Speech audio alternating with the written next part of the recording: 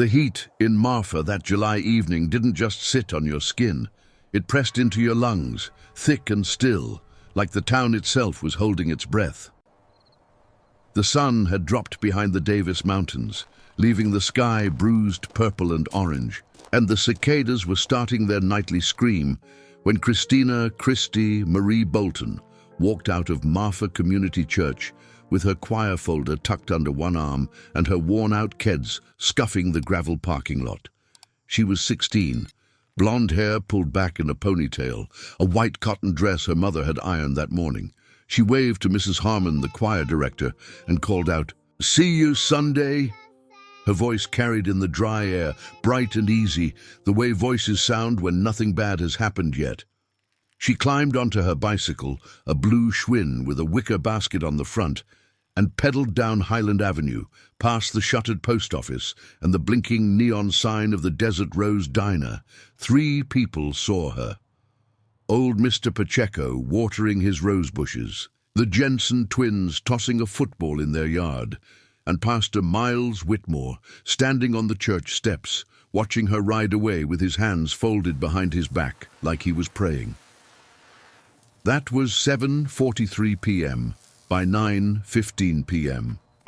when Christy's mother, Linda Bolton, called the sheriff's office with a tremor in her voice that would never fully leave. Christy was already gone. Her bicycle was found at 10:02 p.m., leaning against the wooden fence near the old railway tracks on the eastern edge of town. One sandal was caught in the spokes, the leather strap torn. Her choir folder lay open in the dirt, sheet music scattered like pale leaves. There was no sign of a struggle, no tire marks, no footprints that didn't belong to the deputies who trampled the scene in their panic. Just silence. And in a town like Marfa, silence is the loudest sound of all. Sheriff Raymond Tutt stood in the beam of his flashlight, staring at that bicycle, and felt his stomach drop.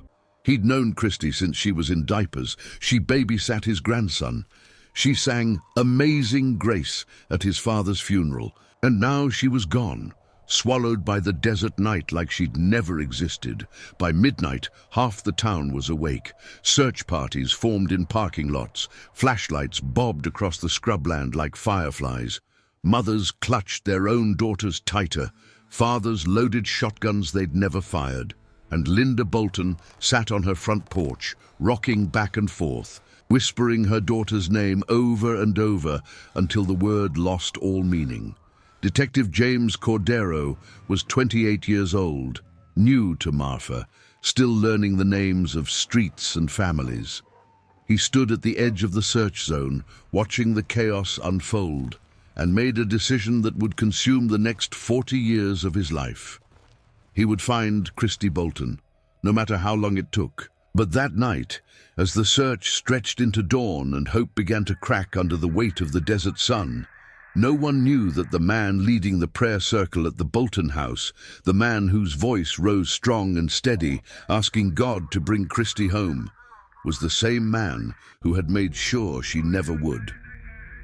Pastor Miles Whitmore closed his eyes, squeezed Linda Bolton's trembling hand, and prayed. And somewhere in the dark, Christy's voice was already silent. The search for Christy Bolton lasted 63 days. 63 days of volunteer crews walking shoulder to shoulder through the scrubland, calling her name until their voices turned raw. 63 days of helicopters circling overhead, their rotors chopping the sky into pieces. 63 days of dogs straining at leashes, noses to the ground, chasing scents that evaporated in the heat. They found nothing, not a piece of clothing, not a footprint, not a single thread of evidence that Christy had gone anywhere but straight into thin air.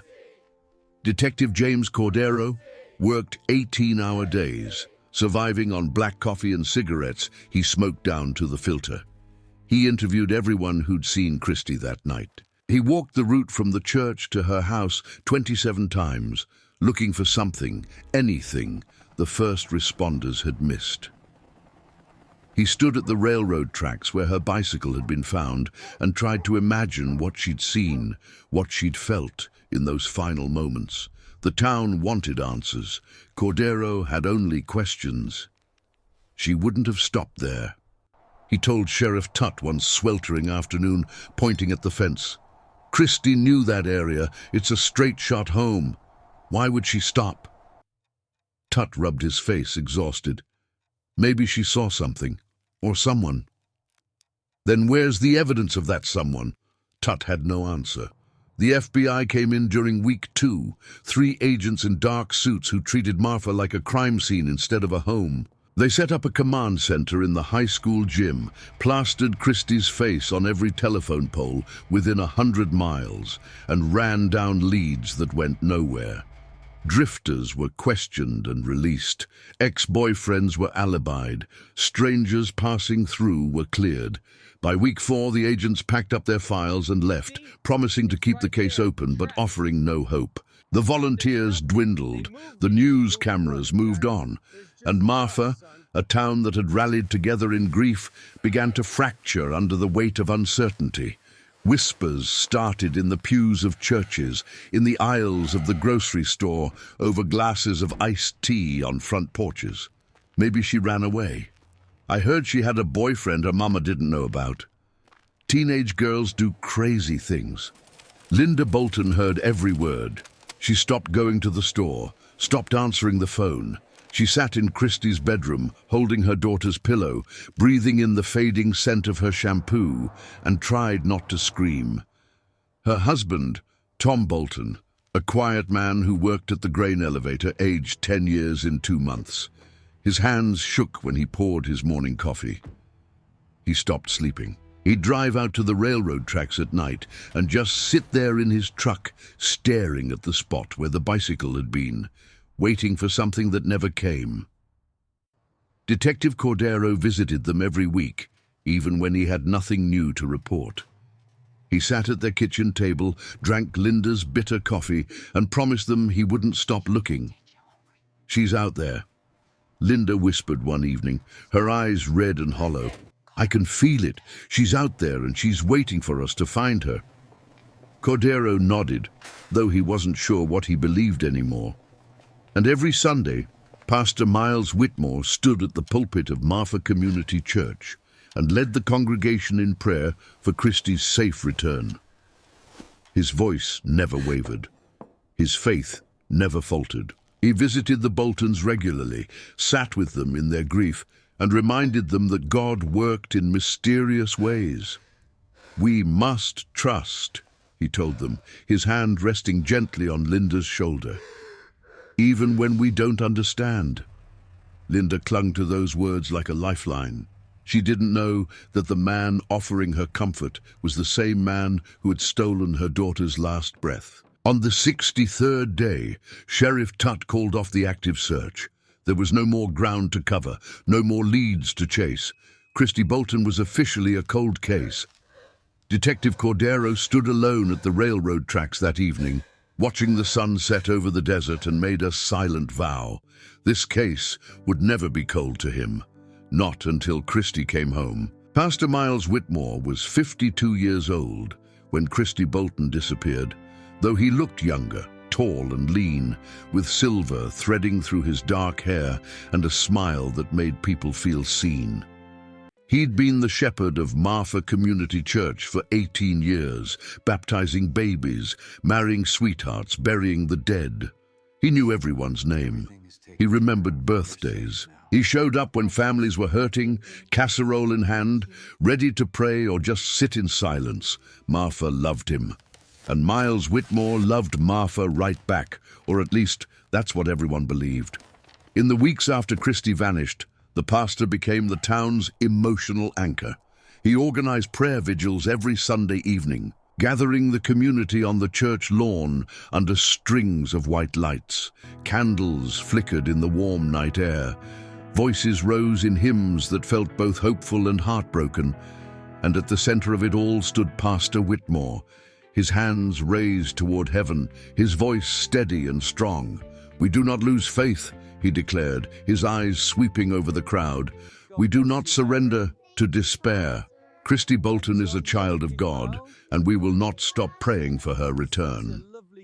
Linda Bolton stood in the front row every week, clutching a framed photo of her daughter, tears streaming down her face. Pastor Whitmore would step down from the small stage, kneel beside her and take her hands in his. "She's in God's hands now," he whispered, "and God does not forget his children." Linda believed him. How could she not? This was the man who had baptized Christy when she was 8 years old, who had encouraged her to join the choir, who had told her she had the voice of an angel. What Linda didn't know, what no one knew, was that Miles Whitmore's faith was a performance, a mask he wore so well that even he sometimes forgot it wasn't real. Behind the sermons and the scripture, Miles Whitmore was a man with secrets. He lived alone in a modest house on Alma Street, 3 blocks from the church. No wife, no children. He'd explained years ago that God had called him to a life of service, and marriage would have been a distraction. The congregation respected that, admired it even. But if anyone had looked closer, if anyone had asked the right questions, they might have noticed things, like the way he watched the teenage girls in the choir, his gaze lingering just a moment too long. Like the locked door in the hallway of his house, the one he said led to storage, but never opened in front of guests. Like the trips he took twice a year to El Paso, always alone, always for spiritual retreats that no one ever verified. Miles Whitmore was careful, methodical. He'd learned long ago how to hide in plain sight, how to use his position as a shield. People trusted pastors. People didn't question men of God. And so, for 40 years, Miles Whitmore lived his double life without a crack in the facade. He attended every anniversary vigil for Christy. He visited the Boltons on her birthday, bringing flowers and prayers. He kept her photo on the church's memorial wall, right next to the candles that never went out. And every time he looked at that photo, Christy's bright smile, her blonde hair catching the light, he felt nothing. Not guilt, not remorse, just the quiet satisfaction of a man who had never been caught. Detective Cordero interviewed Pastor Whitmore twice in the first month after Christy's disappearance.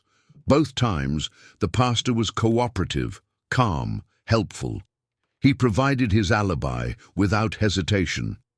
He'd been at the church until 8:30 p.m. that night, cleaning up after choir practice, then driven home.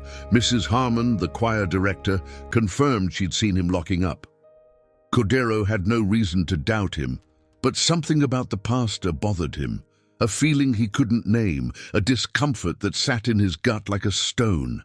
The way Whitmore's eyes stayed just a little too steady when he answered questions. The way his hands never fidgeted, never showed nerves. Most innocent people were nervous when talking to police. Miles Whitmore wasn't. Cordero made a note in his case file. Follow up on Whitmore if new leads emerge, but new leads never came. And Miles Whitmore continued to stand at his pulpit every Sunday, leading prayers for a girl he'd made sure would never come home, his voice filled with a sorrow that was entirely fabricated. The town saw a shepherd. Detective Cordero saw a man who smiled too easily. And somewhere deep in the Texas soil, Christy Bolton's silence grew louder. 40 years is a long time to carry a ghost. Detective James Cordero carried Christy Bolton's ghost every single day. In the coffee he drank at dawn, in the case files that lined the shelves of his garage, in the dreams that woke him at 3 a.m., heart pounding, convinced he'd missed something, some clue, some thread, some answer hiding in plain sight.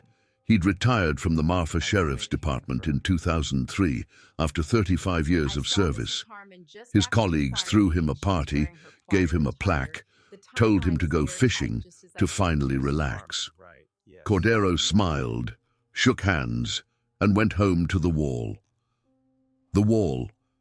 His wife, Elena, had stopped asking him to take it down years ago. It covered the entire back section of their garage, a sprawling collage of maps, photos, timelines, and handwritten notes connected by red string like a conspiracy theorist's fever dream.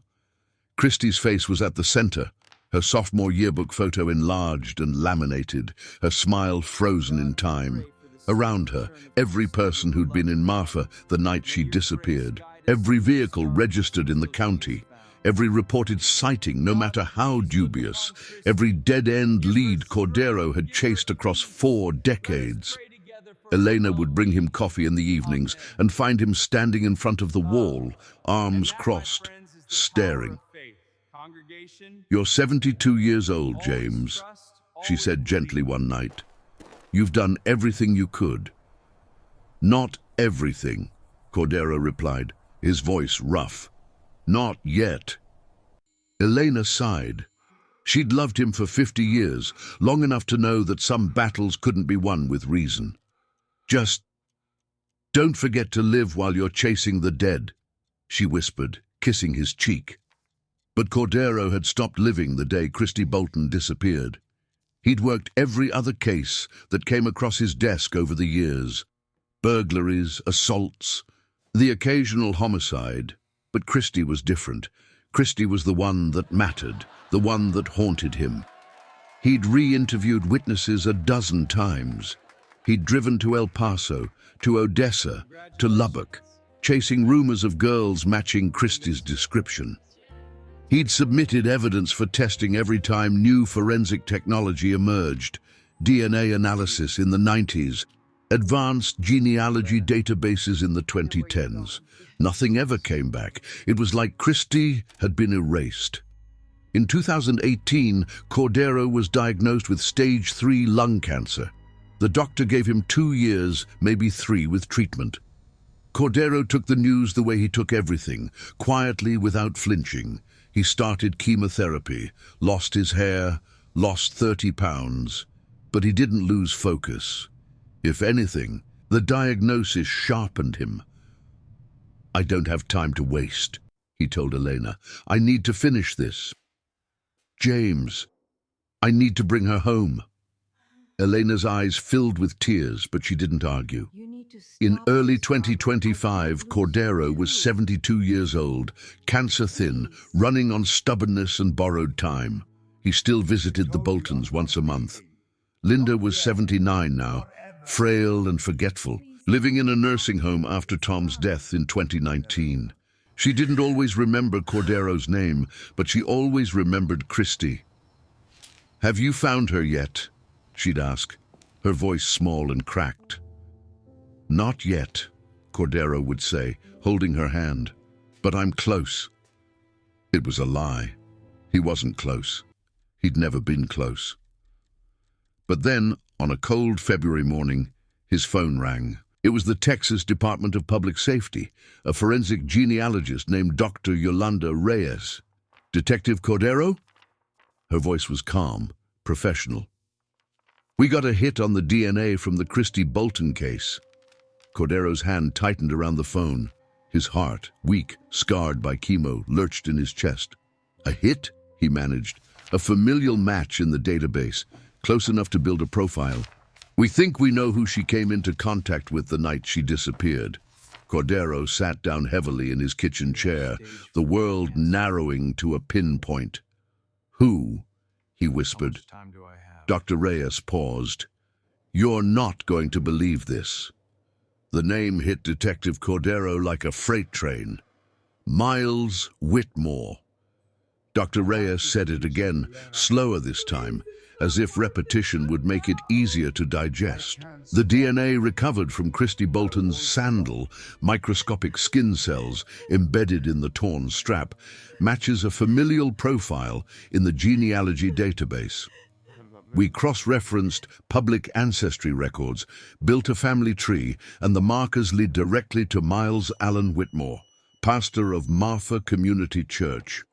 Cordero sat frozen in his kitchen, the phone pressed against his ear. The morning light streaming through the window suddenly too bright, too sharp. "You're sure?" His voice was barely audible. "As sure as we can be without a direct sample. The statistical probability is over 99%. We need to bring him in for a confirmatory swab, but Detective Cordero, this is your guy." The line went quiet. Cordero's mind raced backward through 40 years of evidence. Every conversation he'd had with Whitmore, every prayer vigil, every reassuring smile the pastor had given Linda Bolton while she wept for her daughter. He'd been right there, the whole time, standing in plain sight, hiding behind a Bible and a collar. "Detective?" Dr. Reyes's voice pulled him back. "Are you still there?" "Yeah," Cordero said hoarsely. "I'm here. We'll coordinate with the county DA. You'll want to move carefully on this. A man like Whitmore, respected, embedded in the community. This is going to be complicated. Complicated. That was one word for it. Cordero hung up and sat in the silence of his kitchen, staring at his hands. They were shaking, not from the cancer, not from the chemo, from rage. 40 years. 40 years of Whitmore standing at that pulpit, praying for Christie's return, comforting her mother, leading vigils in her name. 40 years of living free while Christie rotted in the ground. Elena found him an hour later, still sitting at the table, staring at nothing. "James," she touched his shoulder gently. "What happened?" He looked up at her, and she saw something in his eyes she hadn't seen in years. Hope. "We got him," Cordero whispered. "After 40 years, we got him." The arrest warrant was issued 3 days later. The Marfa County District Attorney, a sharp woman named Caroline Vega, reviewed the evidence with the kind of cold precision that made Cordero grateful she was on their side. "This is going to tear the town apart," she warned, sitting across from him in her office. "Whitmore isn't just a pastor. He's an institution. People are going to fight this. They're going to call it a mistake, a conspiracy. You need to be ready for that." "I've been ready for 40 years, Cordero said. Vega nodded. "Then let's bring him in." On February 14th, 2025, 40 years, 6 months, and 17 days after Christie Bolton disappeared, Detective James Cordero, flanked by 2 county deputies, walked up the steps of Miles Whitmore's house on Alma Street. It was a Thursday morning. The sky was clear and cold. Whitmore answered the door in a cardigan and reading glasses, a cup of tea in his hand, looking every bit the kindly old pastor the town believed him to be. "Detective Cordero," Whitmore said, smiling warmly. "What a surprise! Come in, please." "No need," Cordero said, his voice flat. "Miles Allen Whitmore, you're under arrest for the abduction and murder of Christina Marie Bolton." The smile didn't leave Whitmore's face immediately. It flickered like a candle in the wind, confusion crossing his features. "I'm sorry," he said softly. "I don't understand." "You understand perfectly." Cordero stepped forward, pulling the handcuffs from his belt. "Turn around." For the first time in 40 years, Miles Whitmore's mask slipped, just for a second. His eyes went cold, empty. The smile vanished. And then, just as quickly, the mask returned. He set down his tea, turned around, and allowed the deputies to cuff his hands behind his back. "This is a mistake," Whitmore said calmly. "I've done nothing wrong. I'll pray for you, Detective. I'll pray that God opens your eyes to the truth." Cordero leaned in close, his voice low and venomous. "The truth is in your DNA, Pastor, and it's been waiting 40 years to speak." By noon, the news had spread through Marfa like wildfire. Pastor Miles Whitmore, arrested. Christie Bolton, murdered. The town exploded. Marfa, Texas, population 1,800 in 2025, had survived droughts, economic collapse, and the slow death of the railroad industry. But nothing had ever fractured the town like the arrest of Pastor Miles Whitmore. Within hours, the news was everywhere. Local stations, national networks, true crime podcasts. The headlines were brutal and breathless. "Beloved Texas pastor arrested in 40-year-old cold case murder. DNA breakthrough exposes church leader's dark secret." The man who prayed for her return was the one who took her. And Marfa, a town that prided itself on faith and community, split down the middle. Half the town believed the evidence. DNA didn't lie. Detective Cordero had spent 40 years chasing the truth, and he'd finally found it. Christy Bolton deserved justice, and Miles Whitmore deserved to rot. The other half refused to believe it. "It's a mistake," they said. "A setup. The DNA must be wrong." "Pastor Whitmore is a good man. He's been here for decades. He baptized my children. The government wants to destroy the church. This is persecution." The church itself became a battleground. On the Sunday following Whitmore's arrest, Marfa Community Church was packed. People who hadn't stepped inside in years showed up, some to mourn, some to protest, some just to witness the chaos. The interim pastor, a nervous young man named Reverend Aaron Cole, stood at the pulpit and tried to lead the service. His voice cracked as he read from Psalms. His hands shook as he gripped the lectern. "We are called to trust in God's justice," he said weakly, "not our own understanding." Someone in the back shouted, "Where's Pastor Miles?" Another voice, "Free him! This is a lie!" And then, from the front row, a woman stood up. Her name was Diane Mercer. She was 68 years old, a retired school teacher and a lifelong member of the church. "I believe Christy Bolton," she said, her voice trembling but firm, "and I believe the evidence. If Pastor Whitmore did this, then he needs to answer for it." The church erupted, shouts, accusations. Someone threw a hymnal. Families who had sat together for decades stopped speaking. Friends became enemies. The congregation split, and by the end of the month, half the members had left to start services in a rented community center across town. Marfa Community Church, the heart of the town for over a century, was dying. Detective Cordero watched it all from a distance, his face carved from stone. He'd known this would happen. He'd tried to prepare himself, but nothing could have prepared him for the hatred. Someone spray-painted "liar" across his garage door. Threatening letters arrived in his mailbox. A man cornered him outside the grocery store and shoved him, screaming that Cordero had destroyed the town. Elena begged him to leave, to move somewhere safer. "We've given Marfa 40 years, she pleaded. "Let someone else finish this." But Cordero refused. "I'm not going anywhere," he said. "Not until Christy gets her day in court." Meanwhile, in the Presidio County Jail, Miles Whitmore sat in his cell, serene and untouchable. He'd been assigned a lawyer, a slick defense attorney from Dallas named Gregory Holt, who specialized in high-profile cases and had a win record that made prosecutors nervous. Holt visited Whitmore on the third day of his incarceration, sitting across from him in the visitation room, studying the man the media had already convicted. "Tell me the truth," Holt said. "Did you kill Christy Bolton?" Whitmore looked at him with calm, steady eyes. "No," he said simply. "I did not." Holt leaned back, tapping his pen against his legal pad.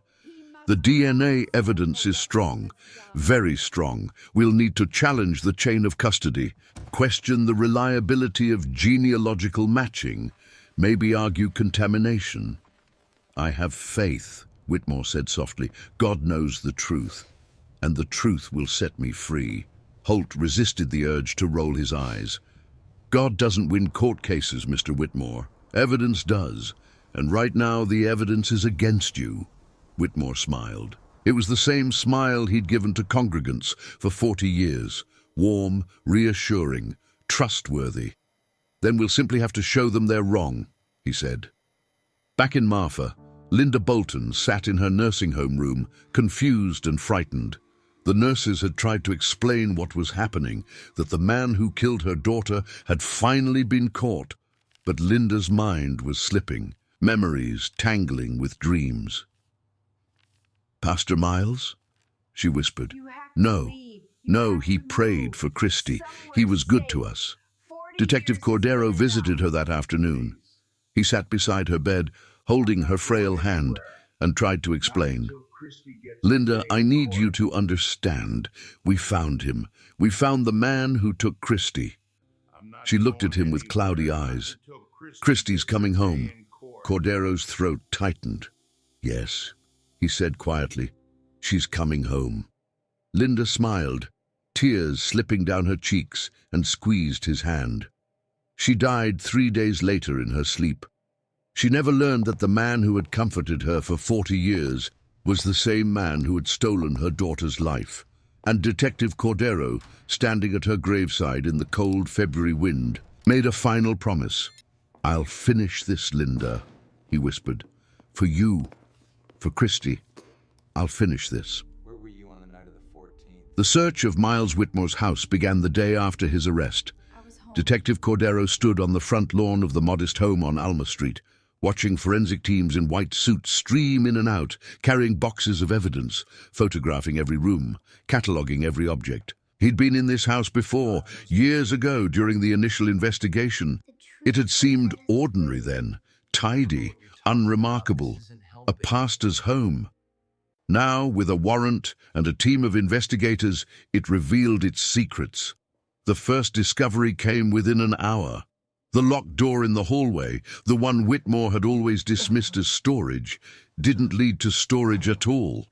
It led to a basement that didn't appear on the original house plans, a basement that had been dug out and reinforced in secret, accessible only through a reinforced steel door with a deadbolt lock that required a key. They found the key in Whitmore's bedroom, tucked inside a hollowed-out Bible. When the forensic team opened the door and descended the narrow wooden stairs, what they found made even the most seasoned investigators go pale. The basement was small, maybe 12 by 12 feet, with concrete walls and a single bare bulb hanging from the ceiling. But it wasn't the size that chilled them. It was what was inside. A narrow cot with a thin mattress, restraints bolted to the wall, a bucket in the corner, and covering every inch of the walls, photographs. Dozens of them, hundreds. Young girls, teenagers. Some were candid shots taken at church events, school functions, summer camps. Others were more intimate, taken through windows in moments of privacy without the subjects knowing. And in the center of it all, larger than the rest, was a photograph of Christy Bolton, her sophomore yearbook photo, the same one that had been on missing posters for 40 years. Detective Maria Santos, the lead forensic investigator, stood in the middle of that basement and fought the urge to vomit. "Jesus Christ," she whispered. Cordero descended the stairs slowly, his oxygen tank hissing softly, his breathing labored. When he saw the walls, he had to grip the railing to keep from collapsing. 40 years of wondering where Christy had been taken, and she'd been here, right here, beneath the house of the man who had prayed for her return. "Bag everything," Cordero said, his voice shaking. "Every photo, every fiber, every goddamn molecule in this room." The forensic evidence was damning. DNA recovered from the basement matched Christy Bolton, hair samples, skin cells. Traces of blood in the cracks of the concrete floor. But Christy wasn't the only victim. As investigators dug deeper, they found other names, other girls. Not all of them had been reported missing. Some had been runaways, drifters, girls whose disappearances were never investigated because no one cared enough to look. The FBI reopened 17 cold cases across West Texas. Dental records were cross-referenced, families were contacted, and slowly, horrifyingly, the scope of Miles Whitmore's crimes came into focus. He wasn't just a killer. He was a predator who had operated for decades, hiding behind his faith, his position, his respectability, and he'd almost gotten away with it. In the Presidio County Jail, Miles Whitmore maintained his innocence. "I don't know how that DNA got there," he told his lawyer calmly. "Someone is framing me. It's the only explanation." Gregory Holt stared at him. "Miles, they found a basement full of photos of teenage girls under your house. They found Christy Bolton's DNA. They found..." "I'm being persecuted," Whitmore interrupted, his voice steady. "This is what happens when you serve God faithfully. The enemy strikes." Holt closed his briefcase and stood. "I'll do my job," he said coldly, "but if you're lying to me, you're on your own." Whitmore smiled, that serene, untouchable smile. "I have nothing to hide," he said. "God sees all, and he knows I'm innocent." Back in Marfa, the revelation shattered what was left of the town's faith. The members of the church who had defended Whitmore fell silent. Some issued apologies, others simply stopped showing up to services altogether. Diane Mercer, the woman who had stood up in church and spoken the truth, received death threats. Her car was vandalized. Someone left a dead bird on her doorstep, but she didn't back down. "I will not be silent," she told a local reporter. "Not when children were hurt, not when the truth is finally being told." And slowly, painfully, Marfa began to reckon with the man they had trusted. The man who had baptized their children. The man who had buried their dead. The man who had prayed over their grief while hiding a monster beneath his floorboards. Detective Cordero sat in his garage that night, staring at the wall of evidence he'd built over 40 years. Christie's face stared back at him. "I found him," Cordero whispered. "I finally found him." And for the first time in 4 decades, he allowed himself to cry. The trial of Miles Whitmore began on a Monday in late April, 40 years and 9 months after Christie Bolton disappeared. The Presidio County Courthouse was a 100-year-old building with high ceilings and wooden pews worn smooth by generations of witnesses. It had never seen a case like this. The gallery was packed. Reporters lined the back rows, cameras banned but notebooks open. Families of other suspected victims sat stone-faced in the front. And somewhere in the middle, Detective James Cordero sat with his oxygen tank at his side, his eyes locked on the defendant's table. Miles Whitmore entered the courtroom in a grey suit, his hair neatly combed, his expression calm. He looked like a man attending a church service, not a murder trial. He didn't look at Cordero. He didn't look at the families. He looked straight ahead, serene and untouchable, as if God himself would intervene at any moment to prove his innocence. District Attorney Caroline Vega stood to deliver her opening statement. "Ladies and gentlemen of the jury," she began, her voice clear and steady. "For 40 years, the people of Marfa, Texas, believed that Christie Bolton had simply vanished, that she'd run away or been taken by a stranger or met some tragic fate in the desert." She paused, letting the weight of those years settle over the room. But Christie didn't vanish. She was taken. She was murdered. And the man who did it sat in a church every Sunday praying for her safe return, comforting her grieving mother, leading vigils in her name. Vega turned and pointed directly at Whitmore. "That man is Miles Whitmore, and the evidence will prove, beyond any doubt, that he is responsible for Christie's death and for the suffering of countless others." The trial stretched across 3 weeks. The prosecution presented the DNA evidence. Dr. Yolanda Reyes testified about the genealogical database hit, the statistical probability, the science that had finally connected Whitmore to Christie's sandal. Forensic investigators testified about the basement, the photos, the restraints, the blood, and then, on the 8th day of the trial, the prosecution called a witness that made the entire courtroom hold its breath. The state calls Angela Rosales. A woman in her early 50s walked to the witness stand. She was small, her hands trembling, her eyes red from crying. She placed her hand on the Bible and swore to tell the truth. Caroline Vega approached gently. "Ms. Rosales, can you tell the jury where you're from?"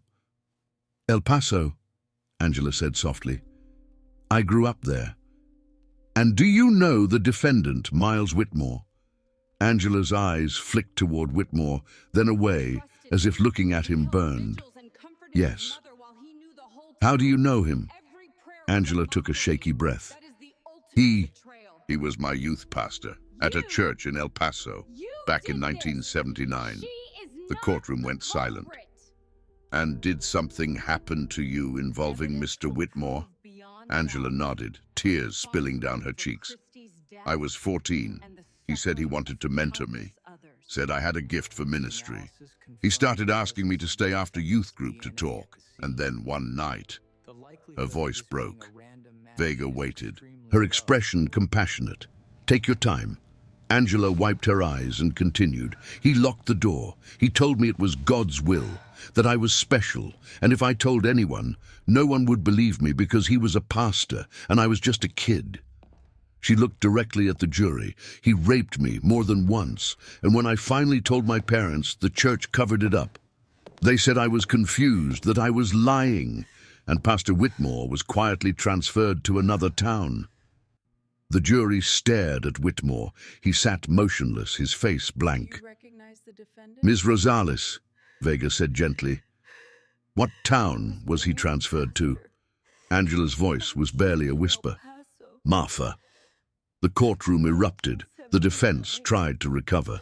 Gregory Holt cross-examined Angela aggressively, questioning her memory, her motives, the lack of physical evidence from 1979. But Angela didn't break. I know what he did to me, she said firmly, and I've carried it for 46 years. I'm not lying. The prosecution called 2 more women. Both had similar stories. Both had been teenage girls in churches where Whitmore had served before Marfa. Both had been silenced, dismissed, moved aside so the pastor could continue his work, and both had come forward the moment they heard about Christy Bolton. By the end of the second week, the defense was in shambles. Holt tried to argue contamination of evidence. He tried to discredit the DNA science. He tried to paint Whitmore as a victim of a witch hunt, but the evidence was too strong. The photos, the basement, the testimony, the DNA. And on the final day of testimony, Detective James Cordero took the stand. He was gaunt, his skin gray, his breathing labored, but his eyes were sharp. Vega asked him one question. Detective Cordero, in your 40 years working this case, did you ever doubt that you would find Christy Bolton's killer? Cordero looked at the jury. Every single day, he said quietly. But I never stopped looking, because Christy deserved someone who wouldn't give up on her. Where is he? He turned to look at Whitmore. And now, she finally has justice. The courtroom was silent. Whitmore, for the first time, looked away. The jury deliberated for 6 hours. In those 6 hours, Detective James Cordero sat on a bench outside the courthouse, breathing through his oxygen mask, waiting for the verdict that would define the last 40 years of his life. Elena sat beside him, her hand resting on his knee. Whatever happens, she said softly, you did everything you could. Cordero didn't answer. He just stared at the courthouse doors. Inside, the jury reviewed the evidence one final time. The DNA, the basement, the photographs, the testimony of Angela Rosales and the other survivors. And at 4:47 p.m., they reached a verdict. The bailiff called everyone back into the courtroom. Miles Whitmore stood beside his lawyer, his face expressionless. The jury filed in, their faces grim. None of them looked at the defendant. That was never a good sign. Judge Harold Brennan, a 70-year-old veteran of the Texas judicial system, looked at the jury foreman. Has the jury reached a verdict? We have, Your Honor. Please read it. The foreman, a retired schoolteacher named Marcus Webb, unfolded the paper with steady hands. In the case of the state of Texas versus Miles Allen Whitmore on the charge of first-degree murder in the death of Christina Marie Bolton, and we find the defendant guilty. The courtroom exploded, gasps, sobs, shouts of anger and relief. Cordero closed his eyes, his hand gripping Elena's so tightly his knuckles went white. Guilty. After 40 years, guilty. Whitmore stood perfectly still, his expression unchanged. He didn't flinch, didn't react. just stared straight ahead as if the verdict hadn't been read. Judge Brennan banged his gavel, restoring order. "Mr. Whitmore, you have been found guilty of first-degree murder. Sentencing will take place in 2 weeks. Until then, you will remain in custody. This court is adjourned." The bailiffs moved to escort Whitmore out, but before they could, something happened that no one expected. Miles Whitmore spoke. "I'd like to make a statement." The courtroom froze. Gregory Holt turned sharply. "Miles, don't—" "I'd like to make a statement," Whitmore repeated, his voice calm and clear. Judge Brennan hesitated, then nodded. "You have the floor, Mr. Whitmore." Whitmore turned to face the gallery. His eyes swept over the families, the survivors, the reporters. And then, for the first time in 40 years, the mask cracked. "I did it," he said simply. The courtroom went silent. "I took Christy Bolton. I killed her, and I'm not sorry." Angela Rosales gasped, her hand flying to her mouth. Whitmore's voice remained steady, almost serene. "I've spent my entire life serving a God I don't believe in, leading people I despised, pretending to care about things that meant nothing to me. The only moments I ever felt truly alive were the moments I had control, when I could take something precious and make it mine." He smiled. It was the most terrifying thing anyone in that courtroom had ever seen. Christy was beautiful, pure, and I wanted her, so I took her, just like I took the others. Detective Cordero stood up, his oxygen tank clattering to the floor, his face twisted in rage and anguish. "Where is she?" he shouted, his voice breaking. "Where did you put her?" Whitmore turned to look at him. "Does it matter?" he said softly. "She's been gone for 40 years. She's dust now, just like all of us will be." The bailiffs grabbed Whitmore, dragging him toward the door as the courtroom erupted into chaos. But Whitmore kept talking, his voice rising above the noise. "You want to know the truth? The truth is that I was never caught because no one wanted to see it. You all loved your pastor too much. You needed me too much. And I used that every single day." He laughed, a cold, hollow sound. "So yes, I'm guilty, and I'd do it all again." The door slammed shut behind him. The courtroom sat in stunned, horrified silence. And Detective Cordero collapsed into his seat, sobbing into his hands. Later that night, back in his cell, Miles Whitmore sat alone. He'd said what he needed to say. He'd shattered the last illusion, and now there was nothing left. No more pretending, no more prayers. Just the truth, cold and ugly and undeniable. He closed his eyes and waited for sentencing. He didn't pray. He never had. 2 weeks after the verdict, Miles Whitmore was sentenced to life in prison without the possibility of parole. He showed no emotion as the judge read the sentence. He didn't flinch when the families of his victims shouted at him from the gallery. He simply stood, nodded once, and allowed himself to be led away. But Detective James Cordero wasn't satisfied. The conviction was justice. The sentence was punishment, but Christy Bolton still hadn't come home. Whitmore had confessed to killing her, but he'd refused to say where her body was buried. Despite interrogations, plea deals offered by the DA, and pressure from investigators, he remained silent on that one detail. "She's mine," he'd said during one interview, smiling that empty smile, "and I'll keep her." It was the final act of control from a man who had nothing left to lose. Cordero was dying. The cancer had spread to his liver, his bones. The doctors gave him weeks, maybe a month. But he refused to die without bringing Christy home. So, on a cold morning in early May, Cordero did something he'd never done before. He visited Miles Whitmore in prison. The visitation room at the Texas Department of Criminal Justice was sterile and gray, separated by thick plexiglass.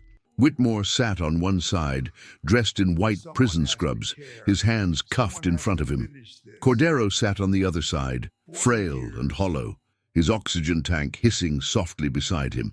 They stared at each other in silence. Finally, Cordero spoke. "I'm dying." Whitmore tilted his head, studying him. "I know," he said. "You look like death." Cordero didn't react. "I don't have time for games, Whitmore. I need to know where Christy is."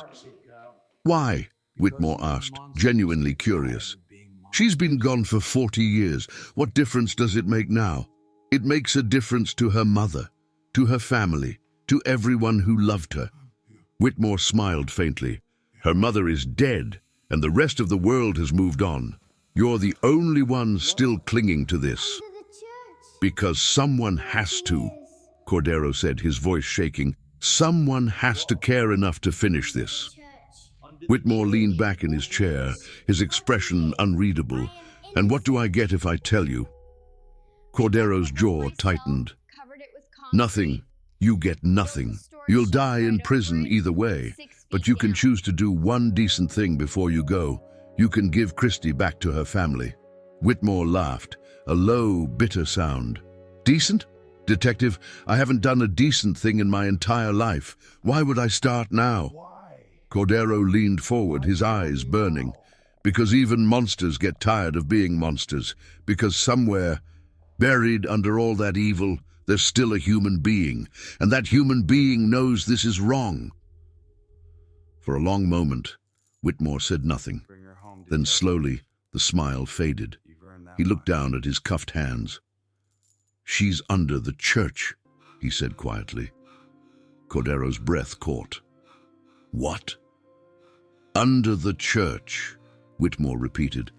"Marfa Community Church. There's a crawl space beneath the old section of the building near the original foundation. I buried her there in 1985, the night I took her. I dug the hole myself, covered it with concrete, and built a storage shelf over it." He looked up, his eyes empty. "She's been there the whole time, right beneath their feet. Every Sunday for 40 years, they prayed for her while standing on her grave." Cordero felt his stomach turn. "Why?" he whispered. "Why tell me now?" Whitmore shrugged. "Because you were right. I'm tired, and keeping her doesn't matter anymore. Nothing matters." He stood, the chains on his wrists rattling. "Bring her home, detective. You've earned that much."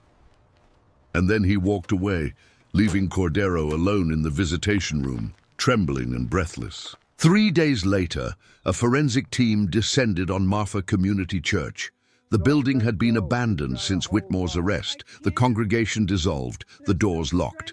But now, investigators tore up the floorboards of the old sanctuary, searching for the crawl space Whitmore had described. They found it, and beneath a concrete slab hidden under 40 years of dust and silence, they found the remains of Christina Marie Bolton.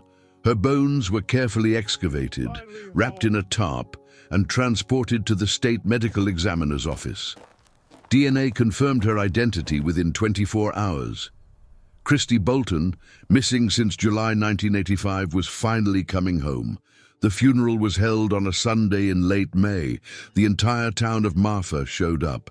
They filled the cemetery, standing shoulder to shoulder in the Texas heat, holding flowers and photographs and memories of a girl who had been stolen too soon. Detective James Cordero stood at the graveside, leaning on Elena for support, his oxygen tank at his side. He didn't speak. He didn't have the strength. But as Christie's casket was lowered into the ground, he placed a single white rose on the lid and whispered the words he'd been waiting 40 years to say. "You're home now, Christy. You're finally home." And for the first time in 4 decades, the silence in Marfa didn't feel like absence. It felt like peace. Detective James Cordero died 6 days later, in his sleep, with Elena holding his hand. He was buried beside his parents in the Marfa cemetery, 3 rows away from Christy Bolton. On his headstone, beneath his name and dates, Elena had a single line engraved. He never stopped looking. And in the end, that was all that mattered. Marfa, Texas, is a different town now.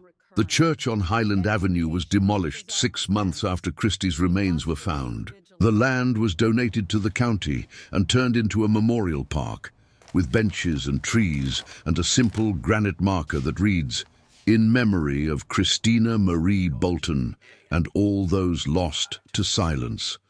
Miles Whitmore died in prison in 2027, 2 years into his sentence.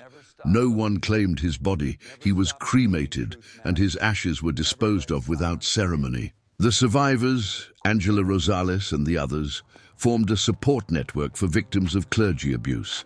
They travel the country, speaking at churches and schools, making sure that what happened in Marfa never happens again. And Detective James Cordero's garage, with its wall of evidence and photos and 40 years of obsession, was preserved by Elena. She donated it to the Texas Rangers, where it's now used as a training tool for cold case investigators. The lesson is simple: never stop looking, never stop believing that the truth matters, and never let silence win. Because even after 40 years, justice can still find its way home.